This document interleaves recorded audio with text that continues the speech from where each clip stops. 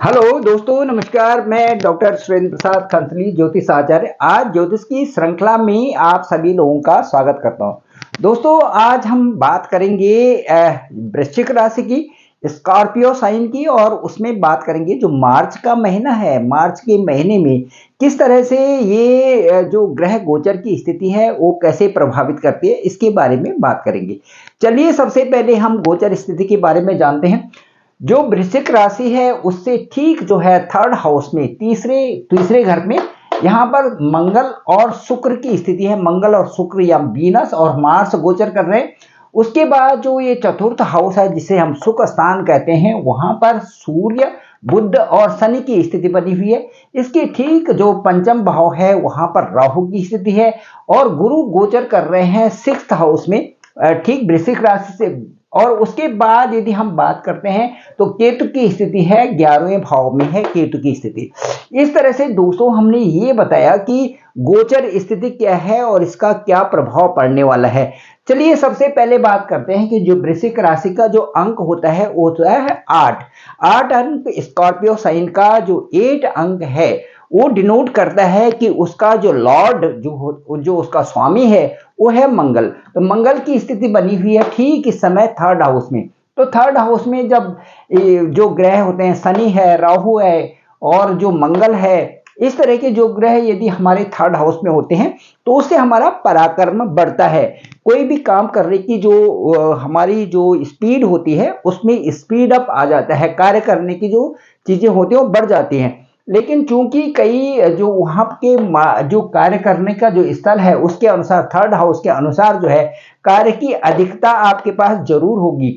उसके बाद यदि हम देखते हैं कि यहाँ पर मंगल की स्थिति है और मंगल जो है यहाँ से देख रहा है छठे भाव को और उसके बाद नौम भाव को और उसके बाद देखता है दसम भाव को। तो इसलिए ये मुझे ऐसा लगता है कि इससे यहाँ पर दृष्टिगत होने से ये जो दृष्टि है वो इस तरह से जो स्थिति है इसमें थोड़ा सा इस समय उलझने कार्य के क्षेत्र में होंगी। लेकिन 16 मार्च को जैसे ही मंगल यहाँ पे फोर्थ हाउस में आ जाएगा, चौथे हाउस में आ जाएगा, उससे उससे आपकी जो पहले से जो जिम्मेदारियों में थोड़ा सा बदलाव तो होगा, परंतु अचानक जो है आप इससे आपका जो स्वास्थ्य है उसमें और अच्छा, आपका स्वास्थ्य जो है और अच्छा पहले से हो जाएगा।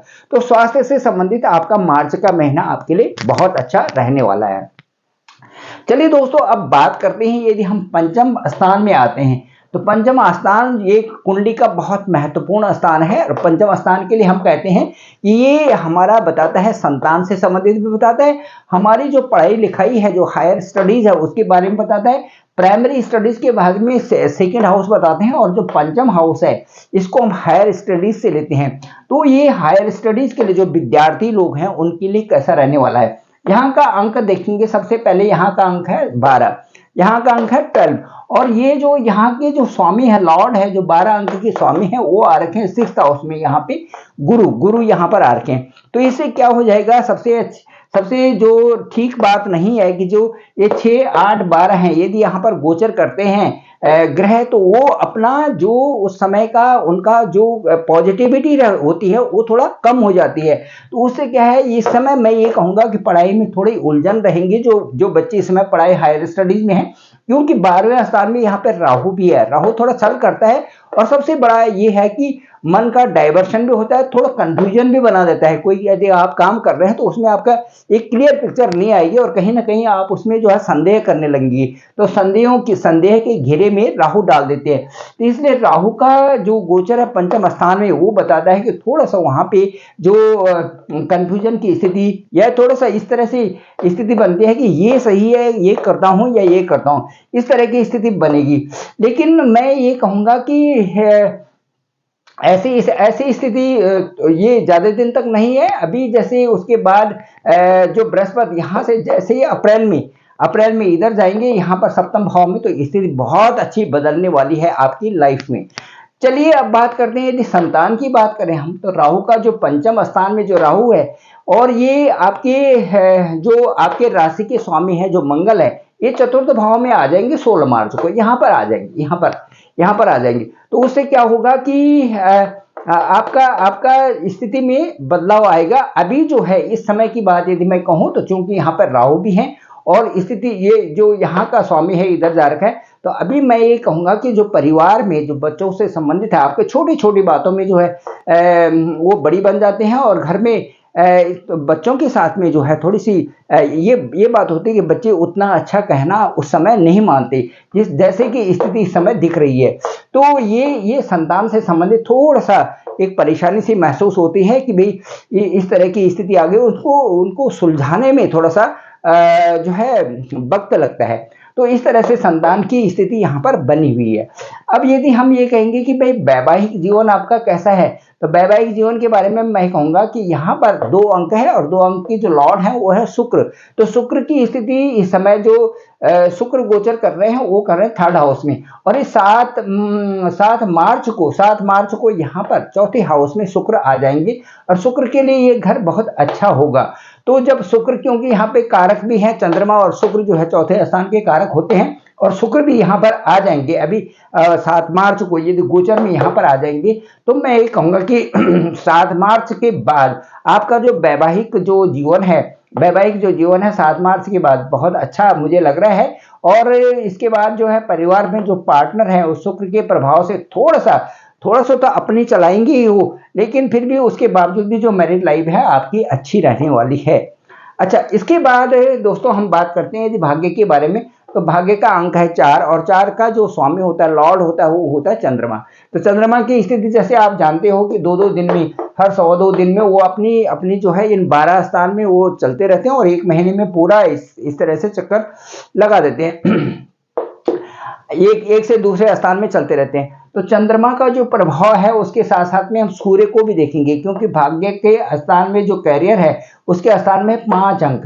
तो सूर्य की स्थिति कैसी बन रही है इसको हम देखेंगे। अभी तो सूर्य जो यहाँ पर जो सूर्य की स्थिति यहाँ पर है अभी 4th हाउस में, चूंकि यहाँ पर शनि के साथ में भी है तो उतना अच्छा इस समय वो बन नहीं पा रहा है। लेकिन जैसे ही सूर्यदेव यहाँ से 5म स्थान में आएंगे, 1, 5, 9 की स्थिति बन जाएगी और करियर में बड़ा अच्छा सुधार आएगा 7 मार्च के बाद। ये जो जैसे ही यहाँ पर से यहाँ आएंगे सूर्यदेव, जैसे ही यहाँ 15 मार्च को जैसे ही यहाँ पर आएंगे तो 15 मार्च के बाद जो है एक अलग सी स्थिति बनेगी और ये जो स्थिति है आपके करियर के लिए, आपके व्यवसाय के लिए, आपकी नौकरी के लिए बहुत अच्छी एक रेपुटेशन देने वाला है।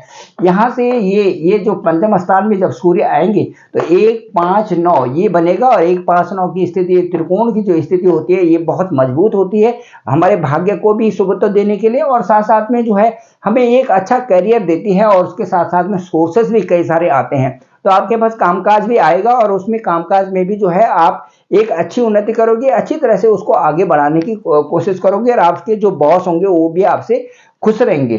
तो इस तरह की स्थिति बनेगी। दूसरा दोस्तों मैं ये बताऊंगा कि जो बुध है, बुध भी यहाँ से यहाँ पर आएंगे 7 मार्च को।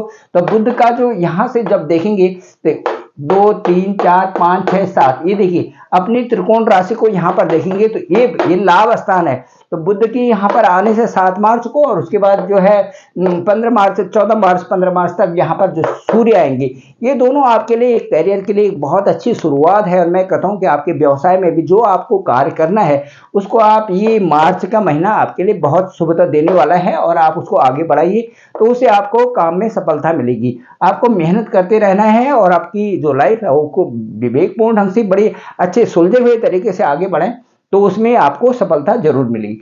ये था आपके करियर के बारे में और भाग्य के बारे में मैंने बताया। इसके साथ साथ दोस्तों मैं थोड़ा आपको ये बताना चाहूंगा कि जो आपकी वृश्चिक राशि है इसमें अच्छी बात तो ये है कि जो बुध का प्रभाव हो रहा है, जो सूर्य का प्रभाव है, ये तो आपके लिए बहुत अच्छा है। लेकिन इसके साथ साथ मैं ये बताऊंगा कि इस समय जो यहाँ पर शनि है इनका कंटक योग भी चल रहा है, साथ साथ में आपकी ढैया भी चल रही है।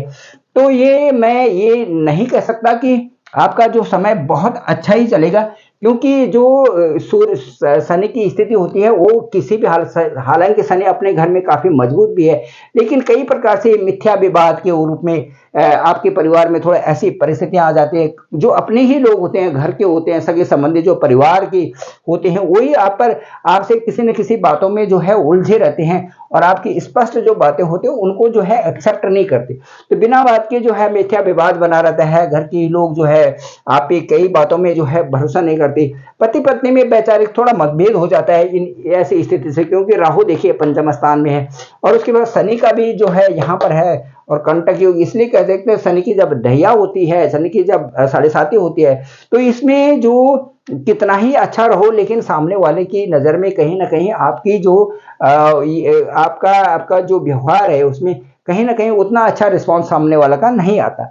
और बच्चों से संबंधित भी जो बच्चे होते हैं आपका कहना नहीं मानते और कई सारी परिस्थितियां इसमें बन जाती है कुछ। तो इस जो परिस्थिति है इसमें कुछ ऐसा लेन देन न करें और लोहे से संबंधित कोई ऐसी चीज न लें कि जिसमें कि आपको किसी तरह से नुकसान होने वाला हो। साथ साथ में मैं कहूंगा कि जो हनुमान चालीसा है और बजरंग बाण है इनका जो आप पाठ करें तो ये आपके लिए ज्यादा अच्छा होगा, क्योंकि ये ढैया और साढ़े साती में बहुत अच्छा लाभदायक होता है। Thank you very much. मैं डॉक्टर सुरेंद्र प्रसाद खंसली, ज्योतिष आचार्य। और ये मेरी इस ब्लॉग को आपको पसंद आया होगा, आपको जरूर इसको लाइक भी करें, शेयर भी करें, सब्सक्राइब करें, कमेंट्स जरूर लिखें। Thank you very much.